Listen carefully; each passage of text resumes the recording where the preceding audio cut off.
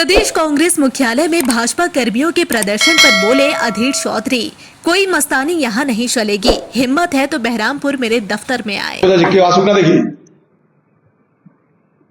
রাহুল গান্ধীর আক্রমণ মুখে বিজেপি পার্টি আজকে কোনো জবাব দিতে না পেরে উল্টে বদনাম করছে। রাহুল গান্ধী কাউকে গাল দিয়েছে, কাউকে কিছু বলেছে? খালি বিকৃত করা হচ্ছে এগুলো। রাহুল গান্ধী কি বলছে সেটা জানার চেষ্টা না করে এটাকে উকসিয়ে দিয়ে বিহারের ভোটে তার প্রভাব ফেলার চেষ্টা করছে, হ্যাঁকে না নাকে হ্যাঁ করে। আমি প্রদেশ কংগ্রেস দপ্তরে যারা যায় তাদেরকে বলবো, পাহারার ব্যবস্থা করুন, আর যে মস্তান বিজেপি এইসব করেছে তাদেরকে পুলিশ গ্রেপ্তার না করা পর্যন্ত কলকাতার বুকে আন্দোলন চলতে থাক। প্রদেশ দপ্তর আমাদের সকলের পরিচয়। প্রদেশ দপ্তর পশ্চিমবঙ্গের কংগ্রেস কর্মীদের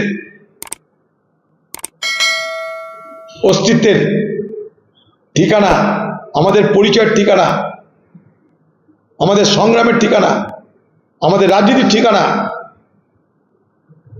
সেখানে অন্যায় করে কেউ জুলুম করবে, হামলা করবে, কংগ্রেস মানবে না, মানবে না, মানবে না। দরকার হলে আমরাও তাহলে বিজেপি দপ্তরে যেতে থাকবো, দরকার হলে আমরা তাহলে বিজেপি দপ্তরে যাব। বিজেপি পার্টিকে পশ্চিমবঙ্গে সতর্ক হতে হবে, একতরফা কিছু হবে না বাংলায়। রাহুল গান্ধীর সমালোচনার মুখে নরেন্দ্র মোদী দাঁড়াতে পারছে না, তাই তার লোকদের দিয়ে রাহুল গান্ধীকে এবং কংগ্রেসের ভাবমূর্তিকে কলঙ্কিত করার জন্য প্রথমে মিথ্যা প্রচার,